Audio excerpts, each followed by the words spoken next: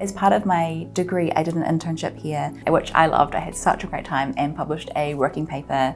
When I finished, I knew I wanted to come back to the OECD. Before here, I spent 8 years at the World Bank as country economist in a range of countries, from Indonesia to small Pacific Island countries. And in fact, just before I moved to the OECD, I was the senior economist in Liberia. I started in academia, so I started being a professor in macroeconomics and economic development. Until then, afterwards, I was a policymaker myself. Before coming to the OECD, I worked at the Ministry of Finance. And there I often wondered, how do other countries do policies? How do they organize their education system, or what is the best pension reform? And so from this perspective, I thought Economics Department is the best place to find out. The main thing that we produce on the desks are economic surveys of a country. So we follow about 50 countries. We produce an in-depth assessment of the economic policies and challenges that the country is facing.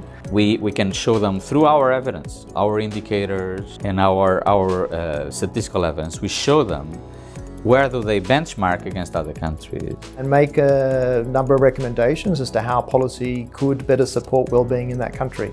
And the other chunk of our work that is very important is about economic forecasts. So together with the Policy Studies branch, we produce the Economic Outlook. It might look like we just produce reports, but actually the day-to-day work, we're engaging with national authorities on a quite regular and intense basis. I've been here 10 years. Paris is amazing, it's beautiful, it's charming, romantic. It can be a little bit tough when you arrive here to get settled, but once you're here and once you make a little effort, I find Paris gives you really good quality of life. I cycle over a bridge that looks at the Eiffel Tower, so I get to see the Eiffel Tower every single day. It's a place that is changing. I think it's becoming more international. The food is great, you can meet some great people, it's amazing opportunities to travel and be exposed to so many different cultures in Europe, but also within the OECD.